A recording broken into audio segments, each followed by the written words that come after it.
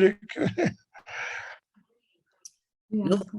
Tes Shana Teva Belimud HaChassidus Bedarkei HaChassidus Timu Chaim Levrocha Yichi Adonai Rabbeinu Melech Ha'Moshiach Li'olam Voed. Amen. Adonai Melech Ha'Moshiach Li'olam Voed. We want Mashiach. Wow. First of all, we're talking about a Yud Tes, so a nigun in honor of Yud Tes.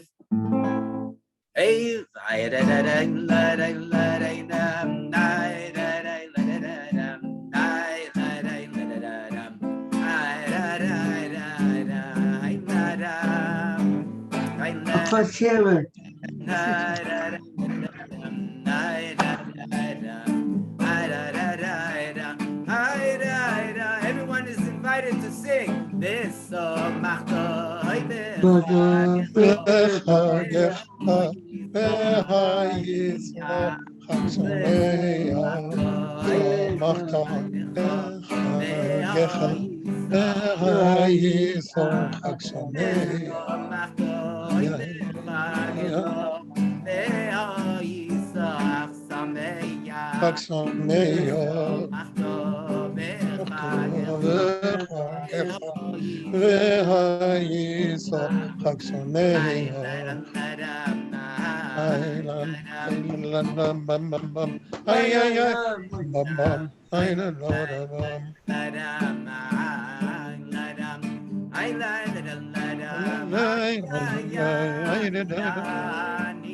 In honor of Yud Tes Kislev, Chag HaGeula of the Alter Rebbe.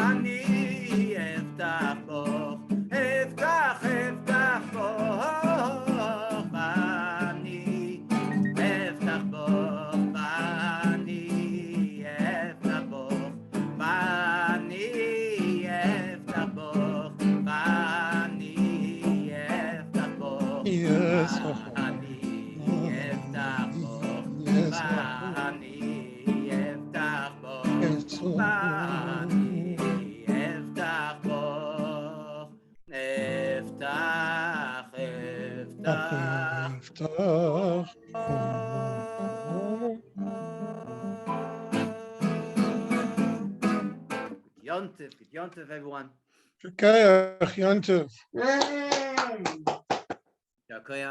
We find ourselves in the midst of the beginning of the Chag HaGeula, the day, the holiday of the redemption, the holiday of the liberation of the Alter Rebbe, Rabbi Shneur Zalman of Liadi, the founder of the Chabad Lubavitch Chassidic movement, who was liberated from the Russian jail due to his terrible crimes, which were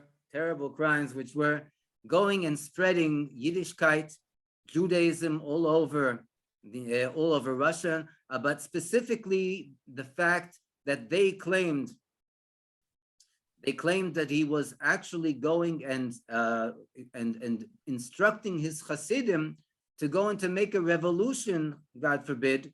This was a terrible libel that people went and brought in front of the Russian the Russian government. That it was a terrible libel of those that opposed the ways of Chassidim and the teaching of Chassidic philosophy.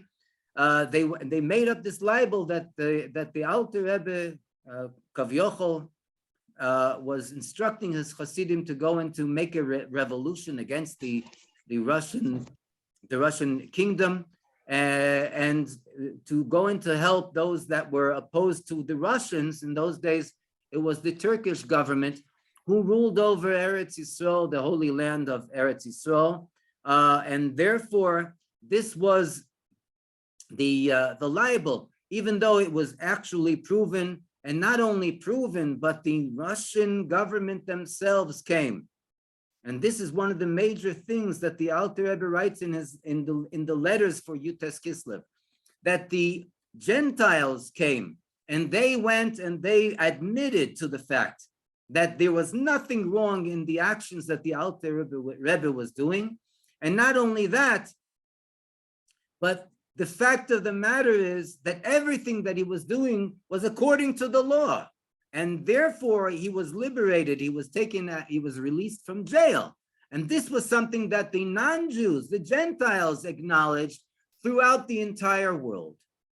And therefore, we have to understand a little deeper the whole concept of the day of liberation. So what? A rabbi was put into jail and the rabbi was liberated. He was taken out of prison. For this, we make a worldwide, not only nationwide, worldwide, and not only Chabad Chassidim, but many Chassidim, and not only Chassidim, but Jews all over the world celebrate this day of his liberation of the Alter Rebbe. As it was explained later on, in jail by the Alter Rebbe's mentors and masters, the Rabbi Yisrael Baal Shem Tov HaKodesh, the Rabbi Israel Baal Shem Tov, the founder of the entire Chassidic movement, and the direct master and mentor of the Alter Rebbe, Rav Dov Bera of Mezrich, they actually came in a miraculous manner. It wasn't just a spiritual revelation that he had in the jail, but they came a soul in a body, which was above nature. It was supernatural, because both of them, on a natural basis, had already passed away. Okay. And the fact of the matter is that they were coming from heaven, from Gan Eden, and revealed themselves to the Alter Rebbe in his jail cell. His jail cell was like unbelievably small. But later on, in the latter years, after the perestroika, after the Russian borders were opened up, people went and they actually examined the Alter Rebbe's cell, and there is exactly enough for 3 people to be present in the cell. It's a very, very small cubicle, but there's exactly enough room for 3 people. And the Baal Shem Tov and the Maggid of Mezrich, they told the Alter Rebbe in jail, they told him, in regard to the fact that he asked, why have I been incarcerated? Why have I been placed in jail? I did nothing wrong.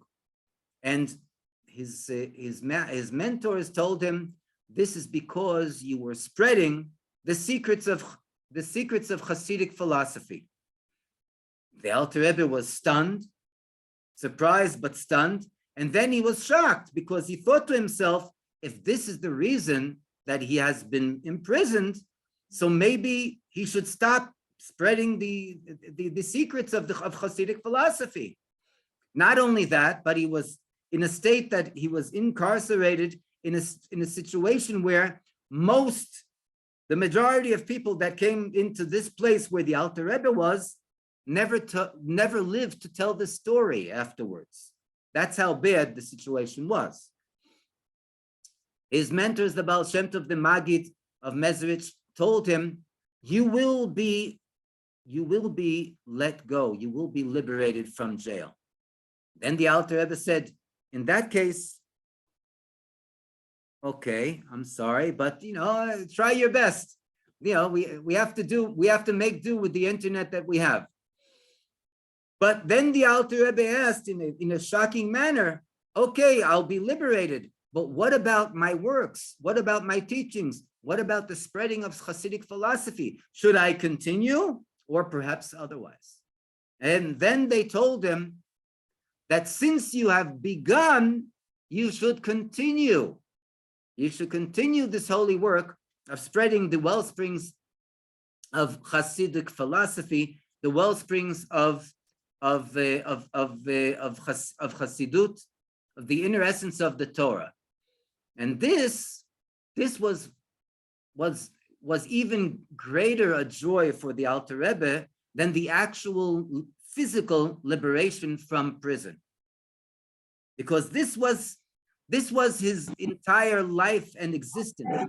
He felt that his entire life was designated in order to go and to spread the inner essence of the Torah, Chassidic philosophy, because this is the manner that the Baal Shem Tov was told by Moshiach himself that will bring about the revelation of Moshiach and the true and the complete Geula. It's told that there was an elder Chassid, and once he was asked in regard to what is the whole concept of going and spreading the teachings of Chassidus, Chassidic philosophy, why go and spread it, and why go and spread it now? What's the idea? And this elder Chassid answered. They say that he answered as follows. He said that in regard to the spreading of Chassidic philosophy, these are the teachings that we will be able to, and we will merit to hear with the coming of Mashiach, with the Geula, with the redemption. These are going to be the teachings of Mashiach. And the reason that we are able to go and to have them now, to reveal them, is because there's a mitzvah. There's a mitzvah in the Shulchan Aruch in regard to the laws of the Shabbat, of Shabbos, that one is meant to taste from every single cooked food that was prepared before Shabbos. One has a mitzvah to actually have a taste the eve of Shabbos, before Shabbos comes in. And now we're told we're in the eve of Shabbos. We're actually, if we make the calculations, we're on Friday after candle lighting, because candle lighting can be done already after Chatzei Sayim, after midday. So since we're already after the time that we can light candles, the fact of the matter is that now we have the mitzvah to taste from every single food that is prepared for us for Shabbos. The food, the spiritual food that is prepared for Shabbos, are the teachings of Mashiach, and therefore we're supposed to spread the teachings of Mashiach, the teachings of Chassidic philosophy, so that every single one is going to taste the tastes of the foods of Shabbos. Then the person that asked the question, he posed the following question. If this is the case, and you say that in the teachings of Mashiach, when Mashiach comes, he's going to teach us with greater zest and with greater depth and with greater understanding, so why should we go and start the study now? Why should we start the study on a lower level? Why not wait? Why not wait until Mashiach comes, and then we'll have the proper meal? So the Chassid said as follows. He said, yes, it's true. We'll be able to have the proper meal at its best when Mashiach is revealed and with the Geula, with the Rebbe. But at the same time, one of the factors is not only that we have the mitzvah to taste from the food the eve of Shabbos, but when we taste from these foods, we are actually bringing about a speeding up of the process of the revelation of Mashiach, because we don't have to wait till the last second before Shabbos comes in order to have the Geula. We can have the Geula even beforehand. We can receive the Shabbos, light the candles, and receive the Shabbos beforehand as well. As we know, here in Sfas, we receive the Shabbos half an hour before Shkia. In Yerushalayim, 40 minutes before Shkia, before sunset. And this is the whole concept of the tasting of the foods of Chassidic philosophy. And as we mentioned before, this is exactly how Mashiach told the Baal Shem Tov, a Mosai Ka'osi Mar, when the Baal Shem Tov asked, when are you, Master Mashiach, arriving, revealing yourself? The Mashiach said, when your well springs bring forward to the most distant parts of the universe, distant not only geographically, but spiritually, to the most lowest of the lowest of spiritual realms, where people find themselves for the meantime totally distant and disconnected from Judaism, disconnected from Yiddishkeit and from Torah and mitzvahs. This is what we see the Rebbe has brought about in our generation on the eve of the coming of Mashiach, before Shabbos is ushered in. One more last concept, one more last story.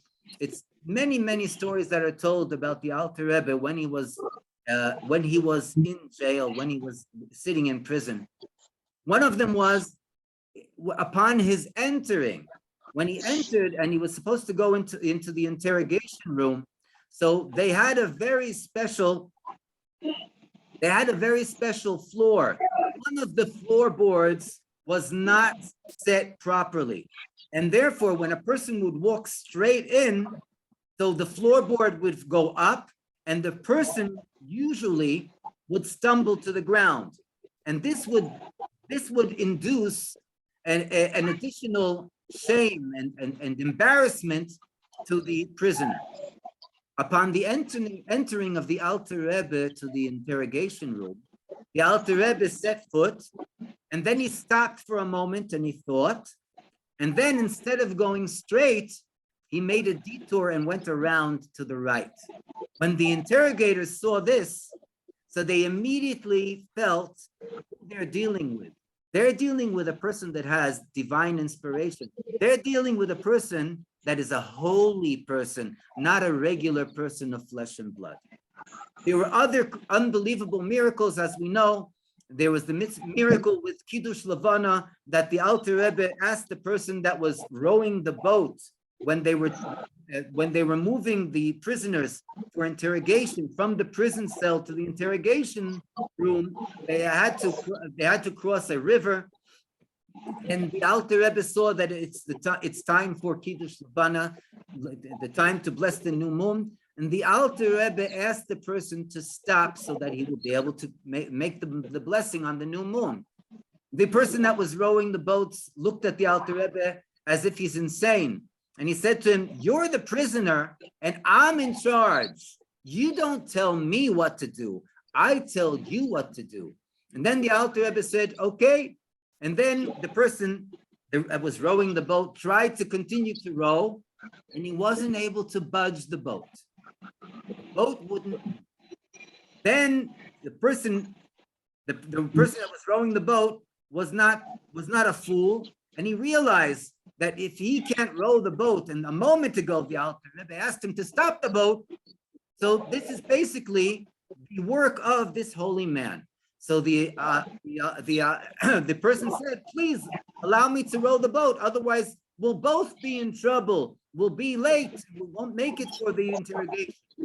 The Alter Rebbe said, "Listen, I'll allow you to row the boat, but I ask you again to stop in order for me to, for a moment, to make a blessing on the new moon.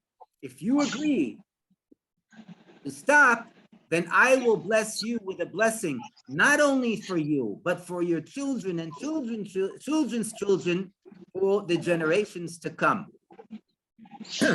And upon hearing this, the person that was rowing the boat agreed, and the Alter Rebbe allowed him to row, and then he stopped rowing.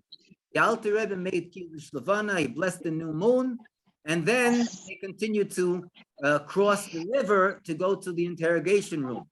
And it's told that this person, him, his children, and his grandchildren became very wealthy, and they had very, very long lives. And this was all they knew. And they would say to other people, this was all in regard to the blessing that their grandfather received from the Alter Rebbe. One last point, and then we'll continue to our class tonight.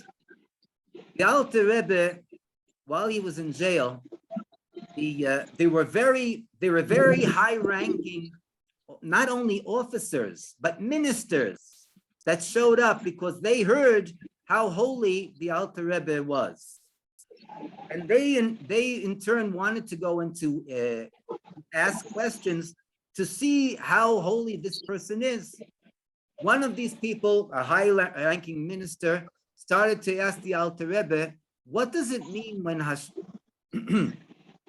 what does it mean when Hashem entered the Garden of Eden, the Gan Eden, after Adam and Chava, after Adam and Eve sinned by eating the fruit of the tree of knowledge, Eitz Hadas, and all of a sudden Hashem says, Ayeka, calls out in Gan Eden, where are you?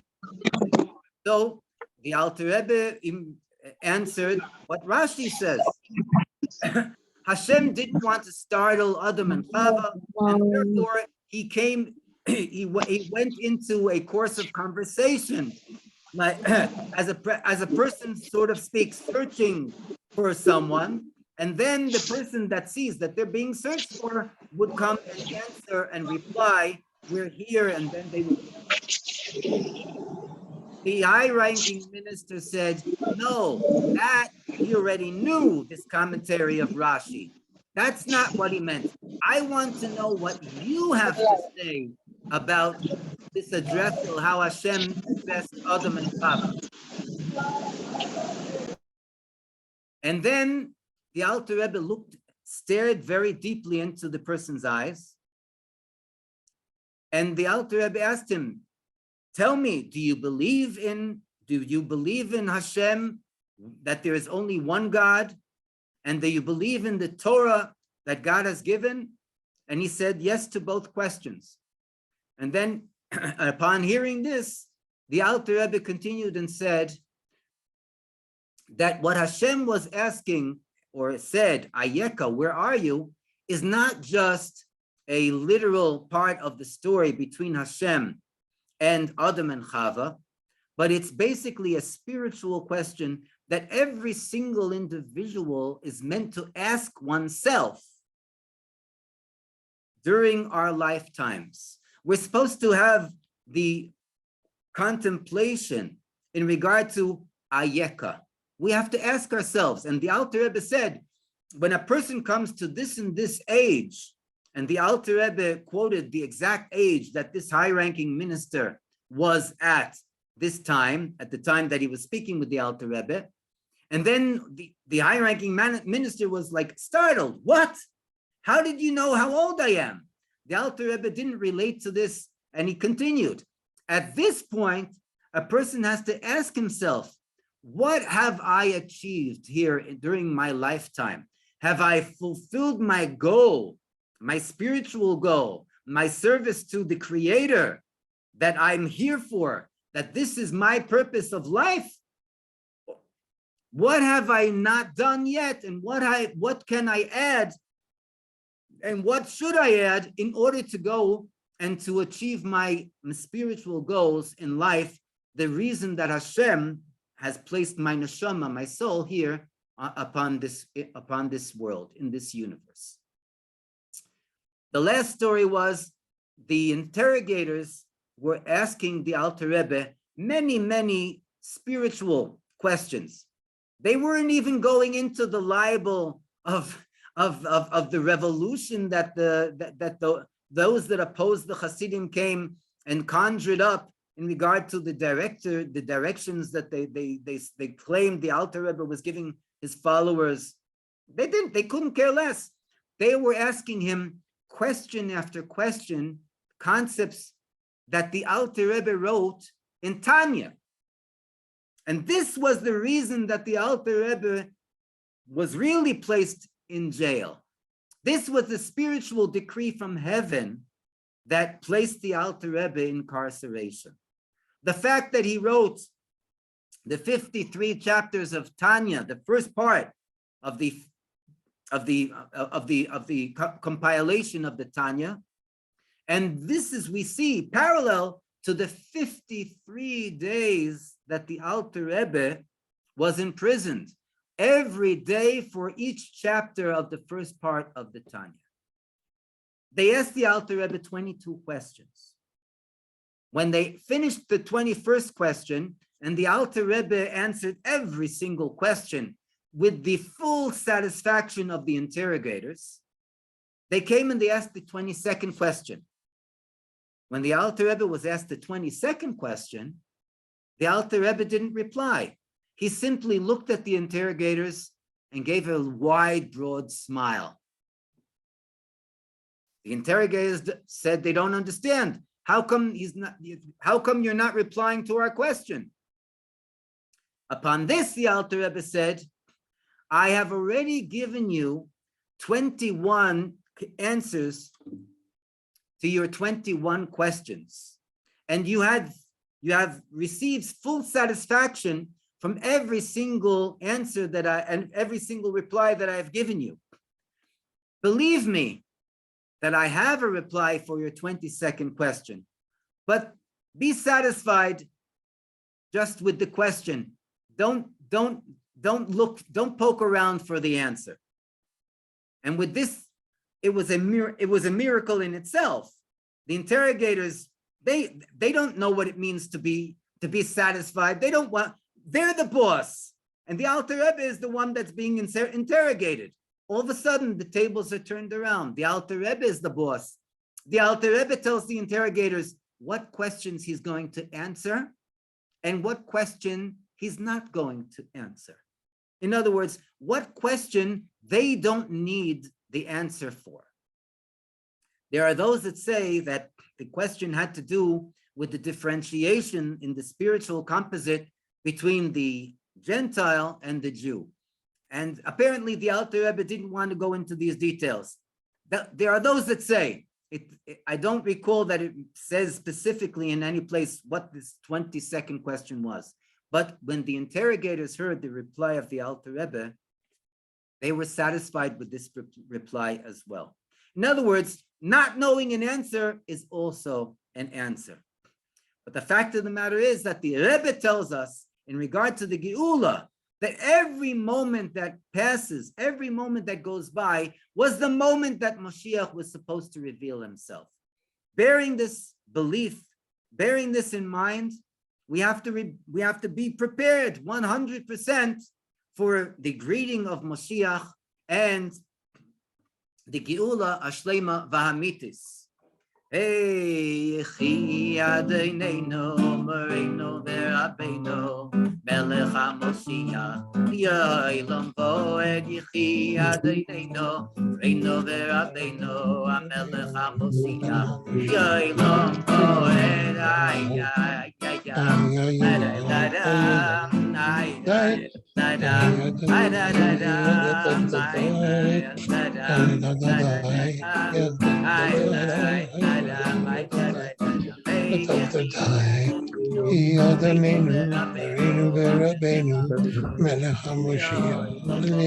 Voed Rabbeinu Melech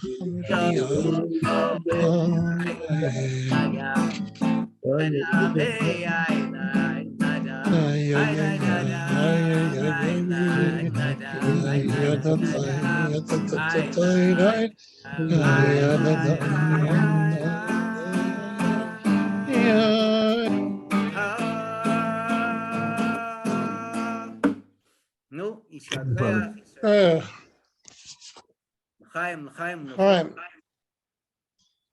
Chaim. Rabbeinu Melech Ha'Moshiach Yolam Voed.